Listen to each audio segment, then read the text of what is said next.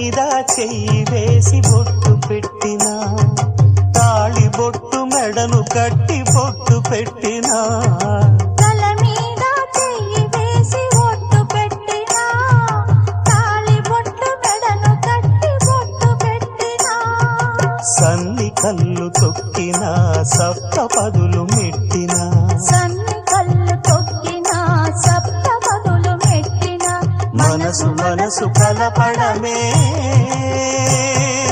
మంత్రం పరమార్థం. శ్రీరస్తు శుభమస్తు, శ్రీరస్తు శుభమస్తు. శ్రీకారం చుట్టుకుంది పెళ్లి పుస్తకం, ఇక ఆకారం దాచుతుంది కొత్త జీవితం.